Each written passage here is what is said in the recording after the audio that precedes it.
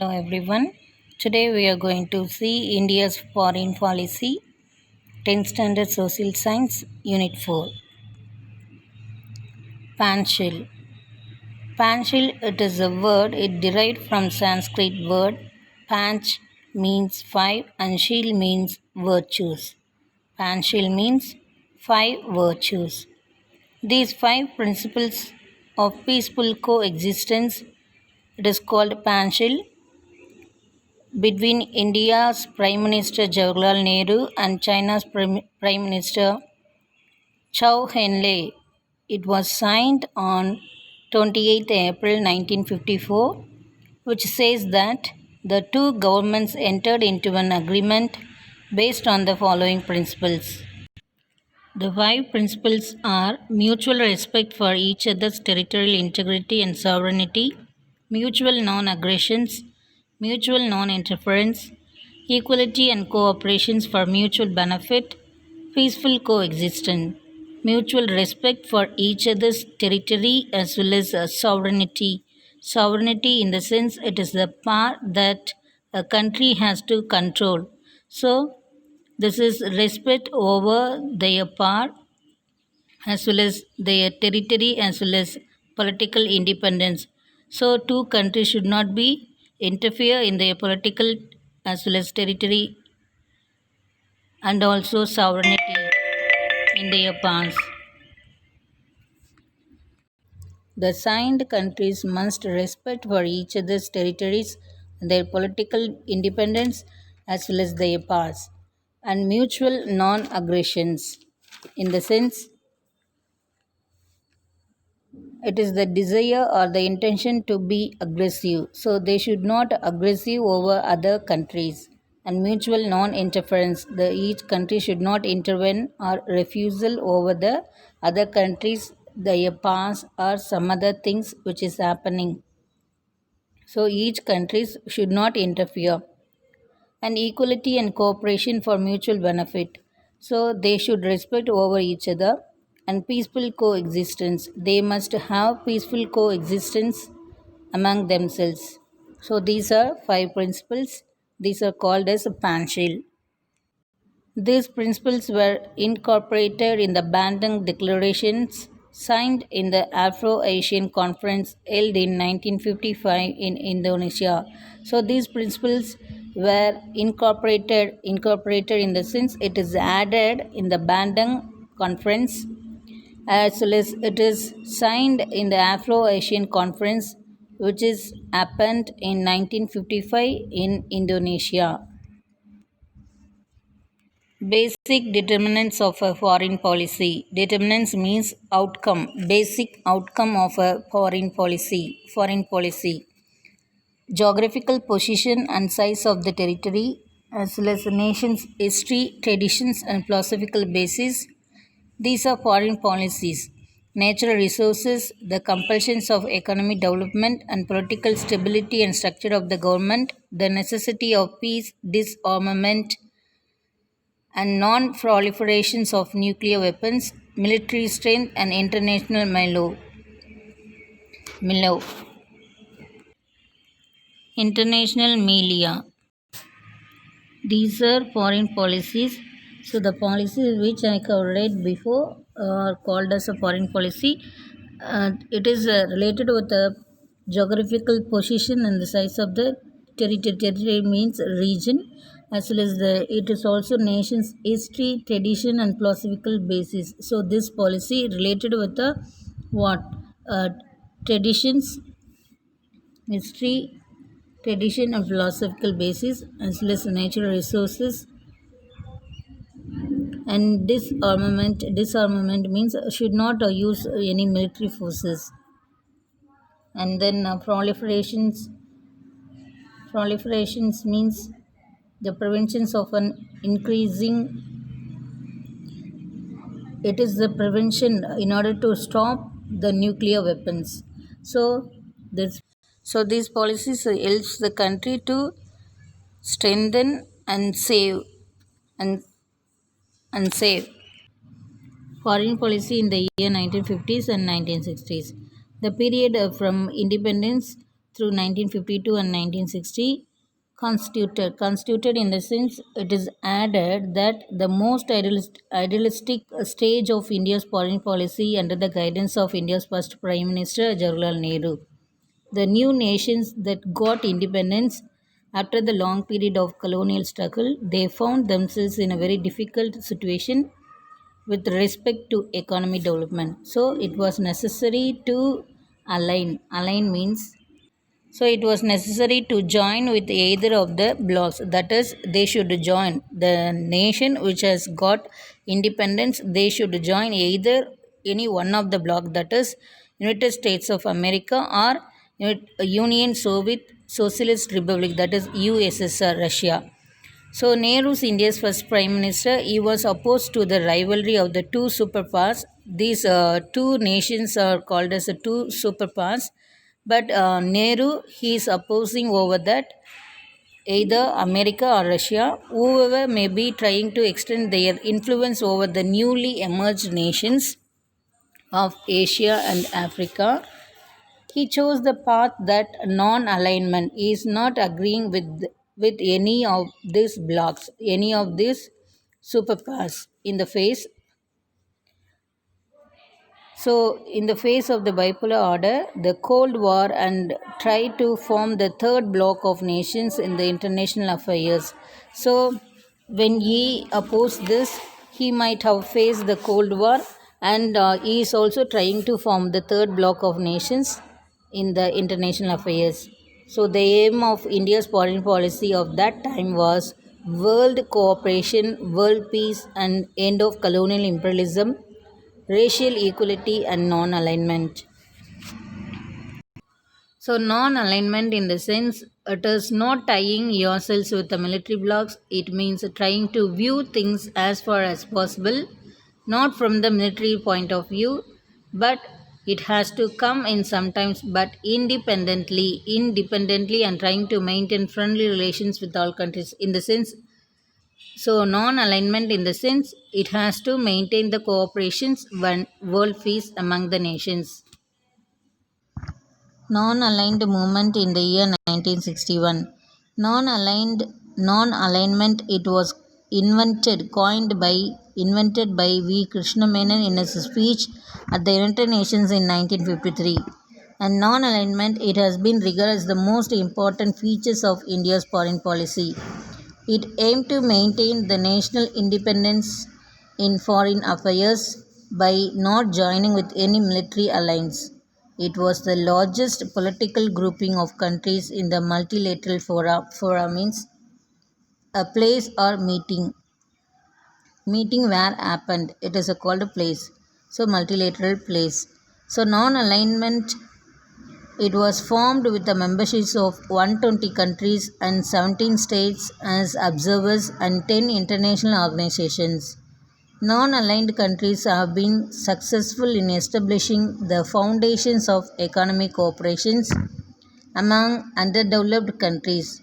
The developed countries can have relationship with the underdeveloped countries. So the non-alignment movement helps the developed countries to have the economic cooperations among the underdeveloped countries. Another noteworthy fact is that it has transformed from a political movement to an economical movement.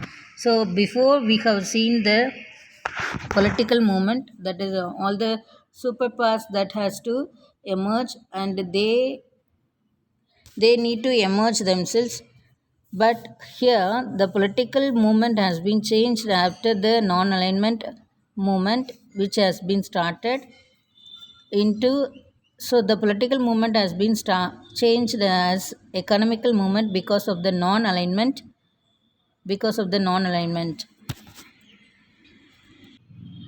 The founding fathers of non-aligned movement. This non-aligned movement is very important questions. The founding fathers are Jawaharlal Nehru of India, Tito of Yugoslavia, Nasser of Egypt, Sukarno of Indonesia, and Kwame Kumara of Ghana, and were these people were the founding fathers of NAM, that is non-aligned movement. India's foreign policy during Cold War era. India's foreign policy during Cold War era. The non-alignment routes did not stop India from entering into an alignment with the Soviet Union Russia by by the Indo-Soviet Treaty of 1971 20-year pact. It is a 20-year agreement of peace, friendship, and cooperation. Then India started on a substantial program called military modernization. So India's military has been modernized. In 1974, India also conducted its first nuclear test at Pokhran under this under the ground. Subterranean means under the ground, and nuclear explosions project in response towards the China's nuclear test in 1964 at Lopnar.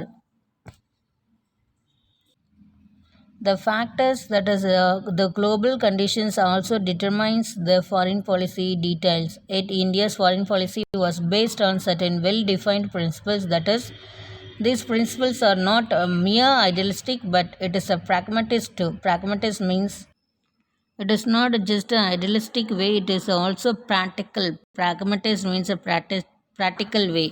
India got her political freedom in the aftermath of the disastrous Second World War. So India got its freedom after the Second World War, and India had to be redeemed. Redeemed means India had to prevent from acute from very serious poverty, illiteracy, and chaotic. Chaotic means it is a total commotions, a complete confusions among the socio-economic conditions. So India has to what prevent. Hence, our new nations could not afford, could not give any military entanglement. Entanglement means a compromising relationship or complicated relationship and military alliances. So India cannot provide any new military relationship or military alliances. So independent India had to protect its democratic system, and at the same time it has to evolve, run around, and enforce.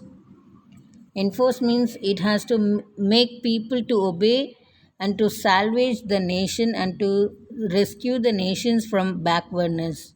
So avoidance of military blocks was then not an option but a necessity. So India avoided the military blocks. It is not an option but it is also a necessity. The foreign policy it is a alliance. It is mean it does it is neutrality. It is no the alliance. It is neutrality. Neutrality means it is the freedom of nations to decide on issues independently. And now, non alliance did not mean demilitarization of nations. So, these are the pacts that is, non alliance means it is not joining with the demilitarization of nations. It was meant to assure de escalations of conflicts and tension. De escalations means non alignment means neutrality, but the freedom, neutrality in the sense the country has the freedom to decide over the issues independently. And non alignments means it is not mean by demilitarization of nations. It is also meant to assure that it is a de escalation. De escalation means it is reductions of the intensity of conflicts and tension.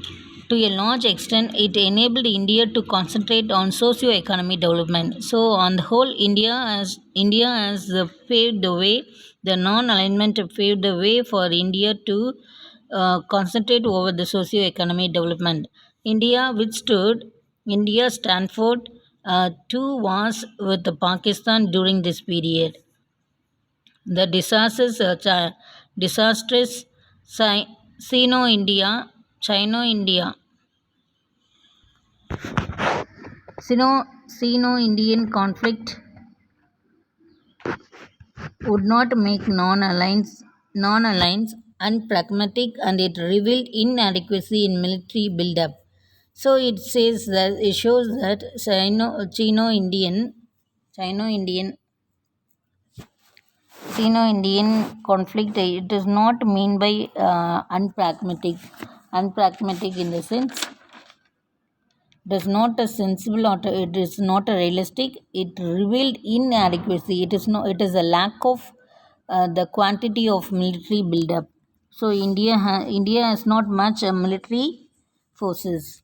Even with the discarding the non-alliance, India could enormously strengthen her defense system and could become a nuclear power.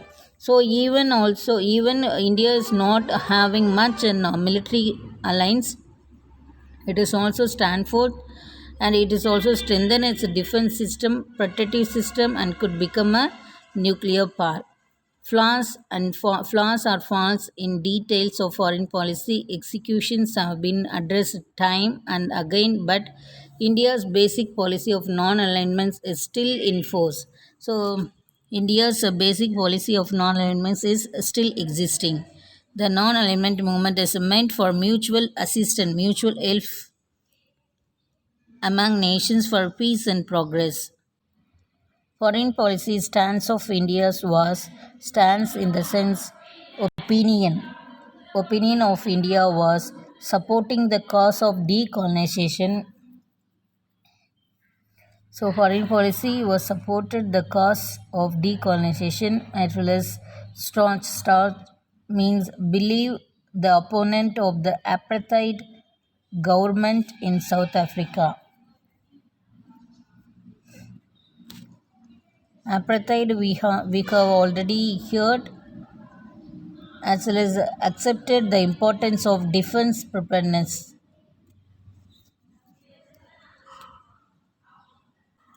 New developments in the 1990s and 20th century. During the 1990s, along with the fall of Soviet Union, a new global economic order, that is liberalization, privatization, and globalization, it is emerged with the support of the Western powers. Unipolar, that is USA centric world, along with the emerging new economy order, compelled the nations, including India, to revise their foreign as well as economy policies. So, USA, since it is emerging country, emerging a new economic country, it is also makes the other country to revise over their foreign and economy policies. India entered into an agreement with the global economy forum, that is called GATE, and entered into bilateral, trilateral, multilateral agreements. Its nuclear experiments resulted in intimidatory reactions from the Western world. Intimidatory in the sense frightened experiments resulted with the frightened reactions over the from the western side. This shifts in India's policy manifested in the sense it shows in various ways, such as better relations with China. The policy is the Look East policy 1992, and the second nuclear test at Pokhran 1998 in Rajasthan, and defense procurement relationship with Israel, energy diplomacy with Arab countries and Iran, agreeing with the US nuclear missile defense program, and India's vote against Iran at the International Atomic Energy Agency. So all these are shows the various ways such India has been a better nation which is growing up.